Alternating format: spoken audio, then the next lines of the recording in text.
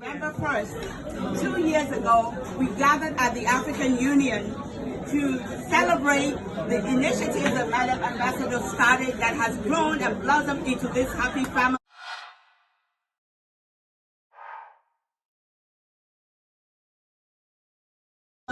that you see here tonight. And it was so amazing to know that tonight we are having this event. We didn't know that. There's never a coincidence. So Madam Ambassador, this is your evening for us to say thank you to you and to Dr. Qua for allowing your beautiful wife to serve us all and pull us to see what needs to be done in our Africa. You have influenced us, you have inspired us, you have instilled in all of us to ensure that we make you proud. You have sacrificially poured yourself into us. We've watched you on and off stage. You're consistently faithful about your love for Africa, and we love that. And we say we love you, we thank you. I'm going to be quiet, as we go on and on and on. And there were some legislative authorities that couldn't be here today. There were some senators, some Congress people, delegates that wanted to be here this evening. It's not a general evening, this is a private event. But what they have done is that they sent citation and proclamation for you to show you the appreciation that the whole United States of America have, the level of respect that the United States of America have for you and what you have done in each and every community. So I'm going to bring the citations and make sure that I mention it. So this is from Senator Chris Van Hollen, the Senator for the United States of America. I sent this to you, and do you all want me to? Your Excellency, this is from Senator Chris Van Hollen, and it reads, this citation is presented to Her Excellency Dr. Arikana Qua in recognition your exemplary leadership and dedication as African Union Ambassador and your outstanding community engagement, and with gratitude.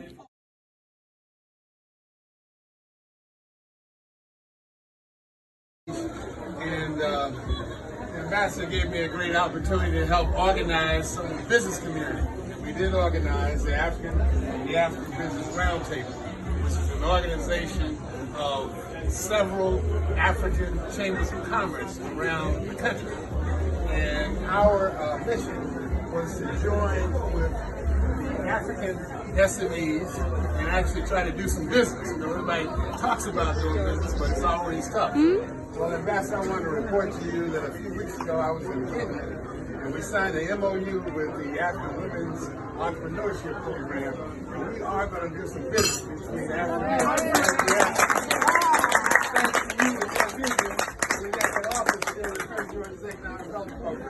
because of you. Thank you. Boom.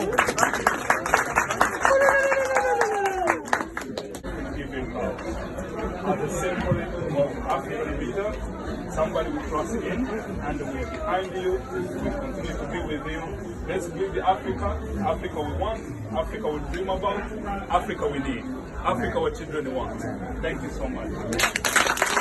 My brothers and sisters and my children, let's not drop that ball. Let's come together and speak with one voice. Let's join our leaders in speaking with one voice. Let's let them know that the African diaspora are saying once and for all, enough is enough. No more shall we continue to be exploited. That's right. France can no longer take 500 billion out of Africa. Year in and year out. No more. By the time they finish investing that money, I calculated it, you are looking at over $40 trillion in any given year. Yes. And we just sit and watch it happen. I often say France is not stealing from us in broad daylight. You see, when you steal from somebody, you are respecting them. You are saying, I know if you catch me, you'll beat me up. So you do it when they're not at home. So you pickpocket when somebody is not looking. What France is doing is not even robbery. It's downright bullying. They're just saying, give me your money. Yes. Just give me your money. Yes. And if you don't give me your money, I'm going to kill you. Yes. It's just that simple. And then if you want just a little bit of some of your own money, you got to submit an application. Yes. And if approved, you get it as a loan. Yes. So you go from France having trillions of your own money, now you begin to owe them for borrowing your own money. I don't know about you young people. Now, if there's one thing that makes me sick, it is that. So I'm telling you right now, what's on the agenda, today is my last day, hallelujah. Beginning tomorrow, I'm going to begin to talk to the people who brought all these 80,000 signatures to say we must have a petition that says, France, get out of that pact for the continuation of colonization. France, you can no longer continue to just bully the Africans into giving you our money. We need to have 1 million signatures, and we are going to approach the United Nations. We're going to go to the human rights and say, what the hell is this? How can the world allow this carnage to continue in this day and age? May we, the Africans, teach you what human rights means. Yes. Let's teach you what civility means. Yes. And let us remind you that we, the black people, are the only race that has never exploited anybody. Yes. And yet we are the most exploited race on earth. Yes. We are saying, as a united front of the African diaspora, we're sick and tired of being sick and tired. And we're going to start with France. France, get out of Africa. Amen. Enough is enough. Enough is enough. Yeah! Enough is enough. Today may be my last day in the office, but I'm not going anywhere. I'm still going to stay right here in Washington, D.C.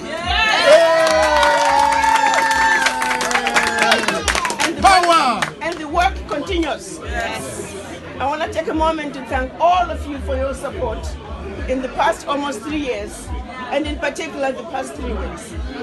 Yes. I don't know what I would have done without all of you.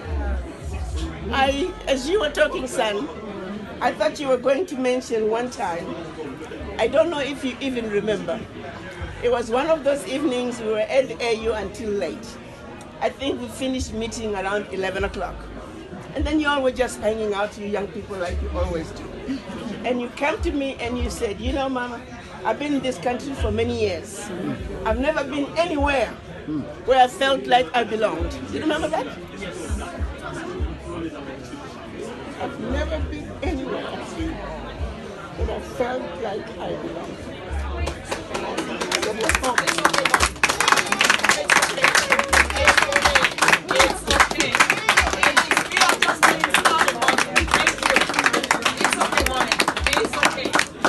So they cannot stop us. We are going to push on. Yes, we will. Africa is ours. Yes. We are the African Union. Yes. And no one can take away that from us. Yes.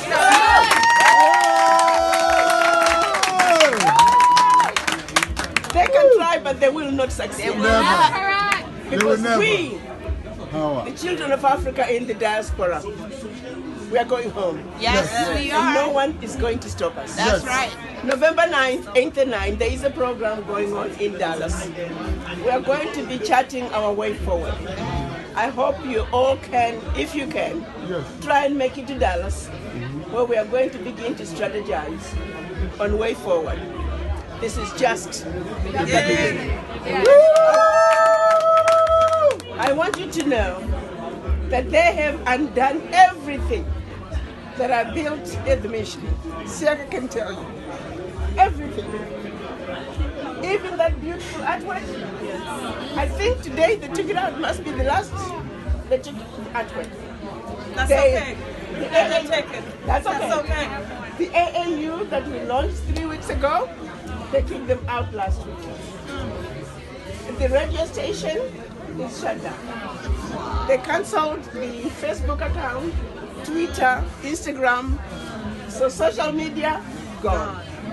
Website, I don't know what's left of it. It okay. makes no sense. That is okay. That's right. Not bully us. Created an environment that's going to allow us Yes. to take care of our Africa and build the Put your hands Africa together. that we want. Put your hands together.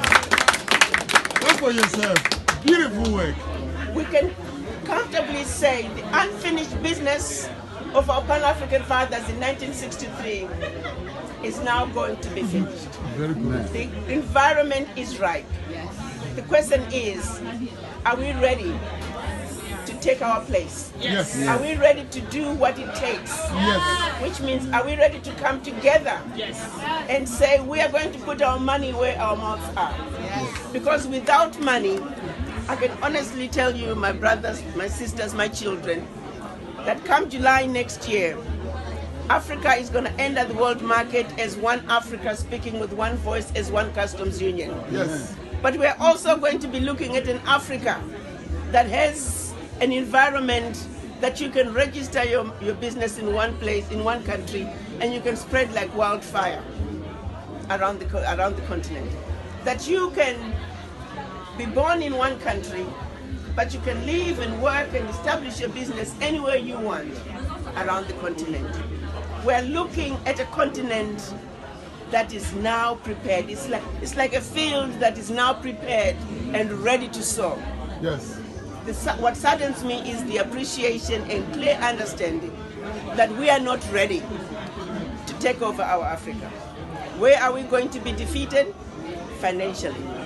We don't have the financial resources that are needed to build and implement the continental agenda. The rest are ready. China is ready, Europe is ready, India is ready, all other nations are ready to move into Africa. You saw Russia inviting all the African heads of states last week. Now we kind of like that. Some of them are saying, oh, why is Russia? I want you to understand that. We need to have choices. What has happened in the past, look at former French colonies. They have no choices. Their choice is France, and only France. And that's why we have continued to be exploited, because we didn't have choices. So let the other players come. Africa is open. However, when they come to Africa, they must come behind the Africans. That's right. They cannot be in front of the Africans. Oh, yes. And the only way they can be behind the Africans, because we have stood up and we have come together and united ourselves. We have come together and pulled our monies together. We are not poor people by any stretch of imagination. A million people with $1,000 is $1 billion. That's right. Now do that year in and year out. This is what communities that believe in themselves, that's what we do. That's something that we have failed to do as a race.